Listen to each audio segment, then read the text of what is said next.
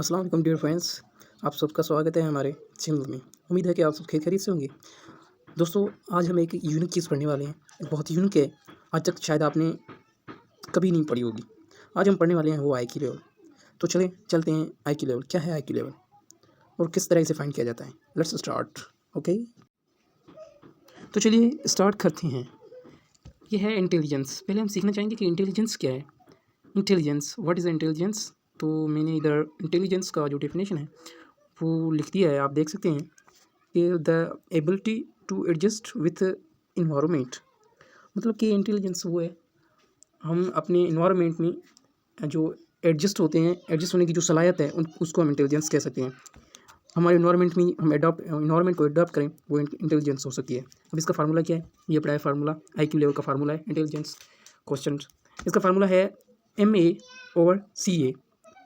अब MA क्या होता है और CA क्या होता है?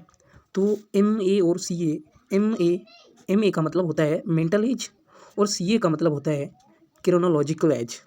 अब भाई mental as and chronological age क्या होती है? मेंटल एज इंटेलेक्चुअल एज होती है और क्रोनोलॉजिकल एज एक्चुअल एज होती है।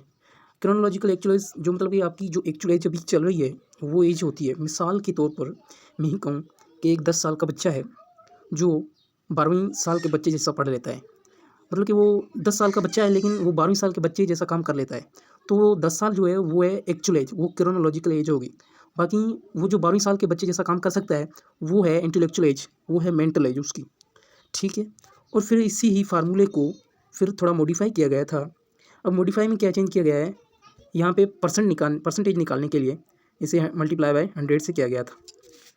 अब यहाँ पे देखें, मिसाल देके मैं समझाता हूँ कि किसी भी कोई बच्चा है, उसकी हम आईक्यू फाइंड करेंगे तो किस तरह फाइंड करेंगे। मिसाल के तौर पर कोई बच्चा है, उसकी उम्र है, जो एज है, एक्चुअल एज है वो 10 साल है।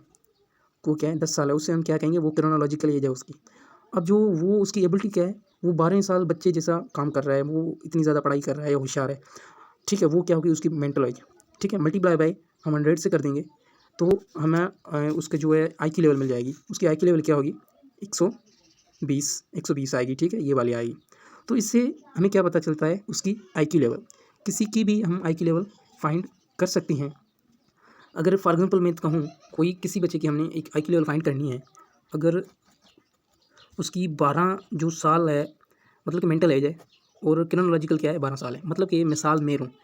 ठीक है, फॉर एग्जांपल के लिए मैं 12 साल का हूँ और 12 साल ही के मतलब कि काम कर सकता हूँ, ज़्यादा नहीं, मतलब जितनी एज है उतनी ही अक्ल है। ठीक है, तो मैं इसे मल्टीप्लाई 100 से करूँगा। अब जो मेरा जो आईक्यू लेवल आने वाला है वो क्या होगा? 100 होगा। तो मतलब कि मेरा आईक्यू लेवल क्या है? 100 है।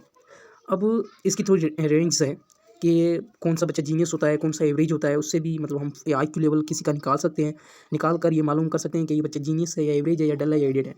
अब जीनियस का क्या रेंज होता है, उसका क्या आईक्यू लेवल होता है? जो भी बच्चे 140 से प्लस होते हैं वो जीनियस होते हैं, और एवरेज बच्चे कौन से होते हैं? 90 से 110 तक।